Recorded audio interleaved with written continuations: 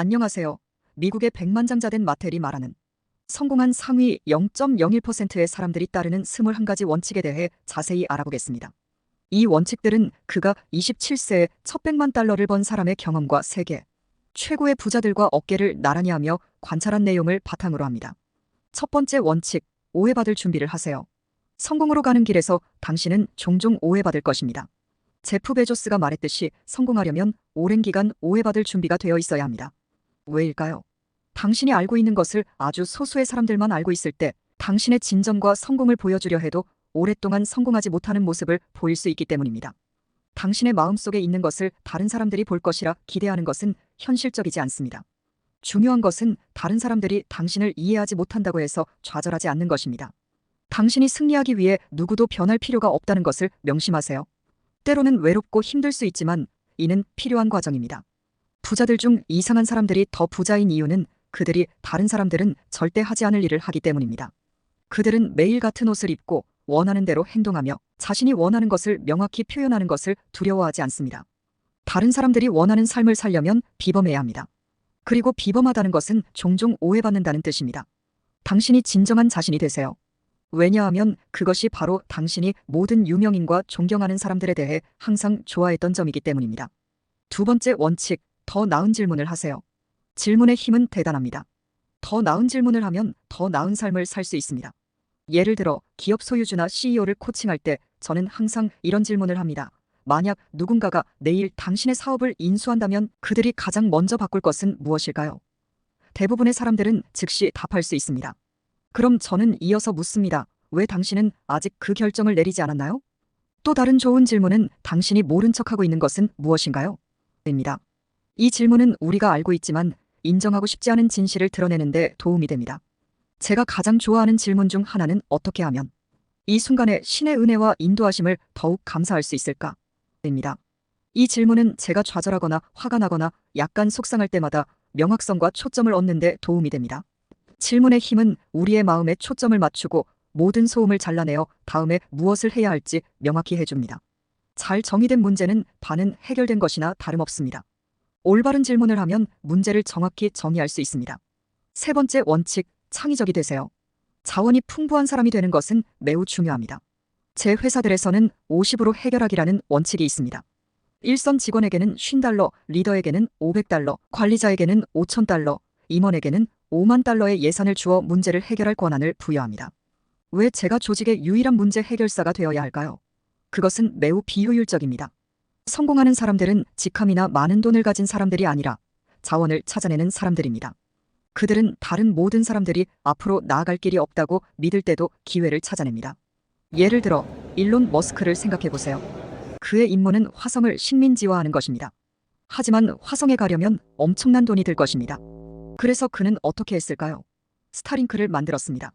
지구의 통신 시장은 수조 달러 규모입니다.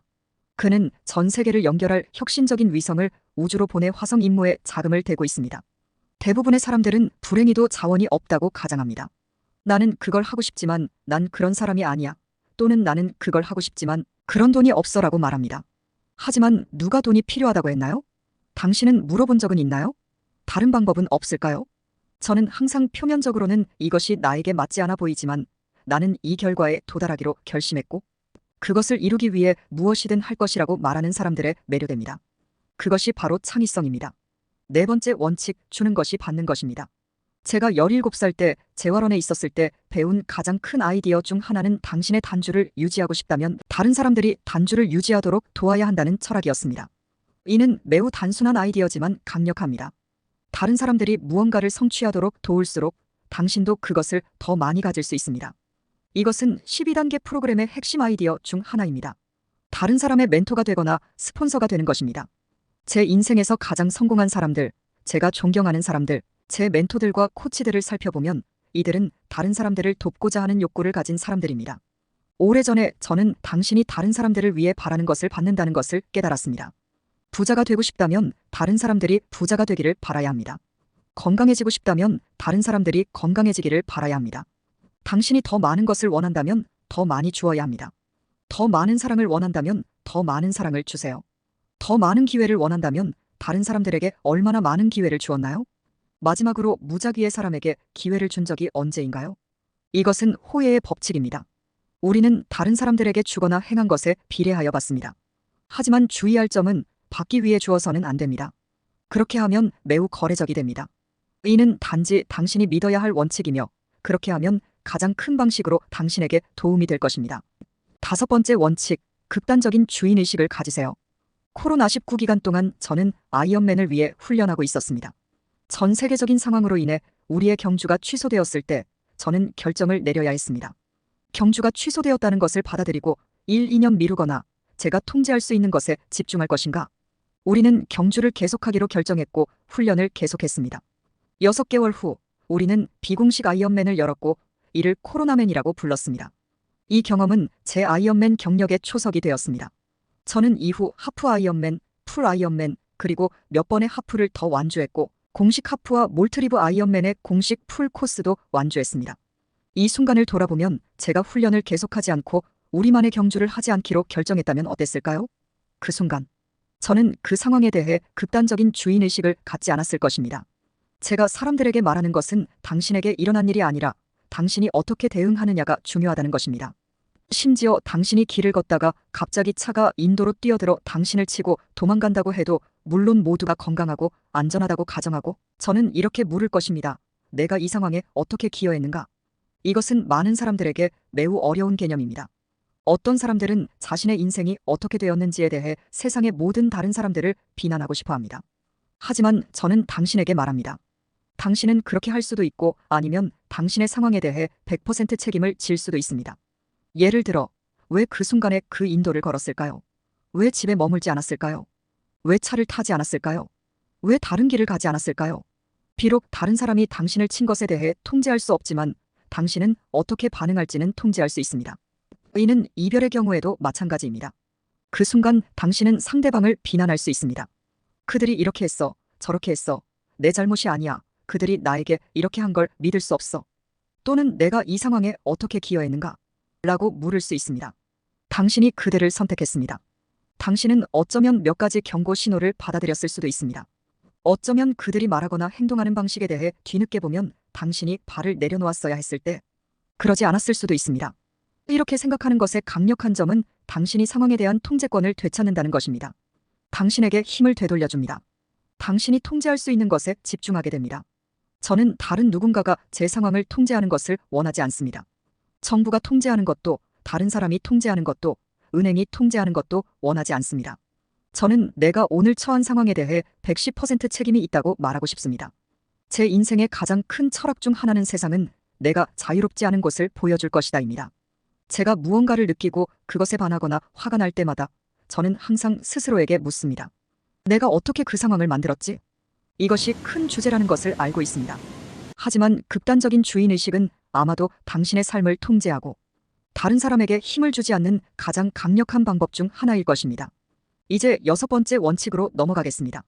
6번째 원칙, 배우고 실행하고 가르치세요. 이 원칙은 우리 모두가 신이 만드신 모습대로 될 수 있다는 믿음에 기반합니다. 당신의 잠재력을 최대한 발휘한 모습, 즉 10.0 버전의 당신을 상상해보세요. 그리고 그 과정을 세상과 공유하세요. 당신의 삶을 더 나아지게 만든 것을 배웠다면 그것을 다른 사람들과 공유하는 것이 당신의 책임입니다. 제 철학은 정상에 올랐다면 엘리베이터를 다시 내려보내는 것이 당신의 책임이라는 것입니다.